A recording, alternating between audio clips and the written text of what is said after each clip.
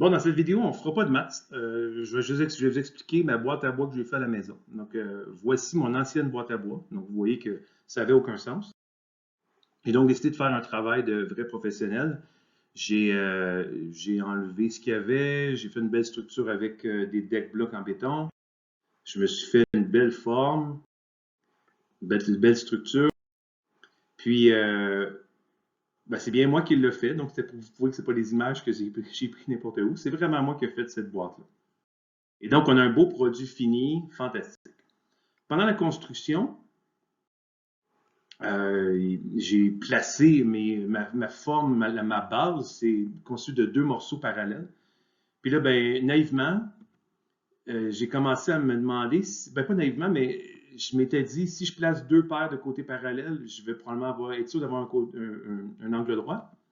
Mais bon, je suis en vacances, je ne fais pas de maths, donc j'ai peut-être oublié qu'un parallélogramme, c'est effectivement deux paires de côtés parallèles, mais je n'ai pas un angle droit. Donc, comment on fait pour s'assurer que mes deux morceaux de bois sont parallèles, pas parallèles, mais perpendiculaires? Idéalement, c'est sans rapporteur d'angle. Normalement, on fait des travaux dehors, on a un tape à mesurer, puis on mesure en pouces. Comment je fais pour m'assurer que mes deux morceaux sont perpendiculaires? J'ai vu dans un petit livre de rénovation maison, le truc, c'est ben oui, c'est d'utiliser le théorème de Pythagore. Dans le fond, on mesure un 3 pieds ici, un 4 pieds ici, puis la diagonale devrait mesurer 5 pieds. Et donc, ben, pour votre information, mes morceaux de bois étaient pas perpendiculaires. Il a fallu que je frappe un petit peu pour rajouter ça. Et donc, je me suis dit que ce serait intéressant d'en profiter pour regarder une preuve du fameux théorème de Pythagore. Donc, ici, vous avez un triangle rectangle ABC. Le théorème qu'on veut démontrer, donc, c'est que A carré plus B carré égale C carré. Ce qu'on va faire, on va prendre une deuxième copie du triangle que je vais mettre au bout de l'autre, comme vous voyez à l'instant. Puis je vais refaire ça 4 fois. Donc, la figure qui est dans le centre, c'est un carré. Je vais vous laisser le valider par vous, mais si vous regardez les angles dans le triangle rectangle, on peut s'apercevoir que, bon, premièrement, la figure dans le centre, elle a 4 côtés de longueur C, puis les angles sont réellement 4 angles de 90 degrés. Donc, je refais la copie exacte de la figure à droite. Et ce qu'on remarque, on va regarder l'aire du carré blanc à gauche. Donc, l'aire du carré blanc à gauche, c'est bien C carré, parce que c'est un carré. Et dans le fond, l'aire de la partie blanche à droite vaut exactement C carré aussi. Donc, ce que je vais faire, je vais déplacer mes triangles. Donc, si je déplace mes triangles, l'aire de la partie blanche reste la même toujours dans les deux figures. Je vais continuer. Donc, on déplace les morceaux comme ça. Puis ce qu'on remarque, c'est que dans le fond, l'aire des deux carrés blancs doit être égale à l'aire du carré à gauche, du carré blanc à gauche. Sauf que là, ici, l'aire du carré en haut à droite, c'est un carré de côté A, donc son aire est A carré. Puis le carré en bas à gauche, c'est un carré de côté B, donc son aire est B carré. Donc si on fait les additions des aires, ben, on va vraiment avoir que l'aire à gauche, C carré, va être égal à la somme des deux aires A carré plus B carré. Tant qu'à en profiter pour parler du théorème de Pythagore, on pourrait parler d'une généralisation possible. Donc ici, on a trouvé des solutions A carré plus B carré égale C carré. Donc on sait que le triangle 3, 4, 5 fonctionne.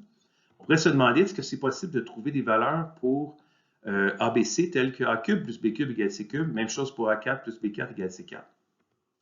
Puis en fait, c'est ce qui a inspiré le dernier théorème de Fermat. Donc Fermat, qui était un mathématicien amateur. Amateur ne veut pas dire qu'il était pas bon. S'il faisait ça pour son plaisir, il était très bon. Lui, dans le fond, il a conjecturé que A à la n plus B à la n est toujours différent de C à la n si n est plus grand ou égal à 3. Puis en fait, lui, il avait posé ça en 1637, puis ça a pris plus de 350 ans avec plein de fausses preuves, etc., pour réussir à prouver ce théorème-là, qui a été prouvé par Ambrose en 1994. Donc en fait, je vais terminer la vidéo avec une méthode pour... on va revenir sur notre théorème de Pythagore, là, A carré plus B carré égale C carré. On va essayer de trouver une méthode assez simple pour trouver des solutions à cette équation-là. En fait, une méthode qui permet de donner toutes les solutions. Donc là, nous, on connaît le triangle 3, 4, 5 qui fonctionne. Puis là, ici, on va utiliser les nombres complexes.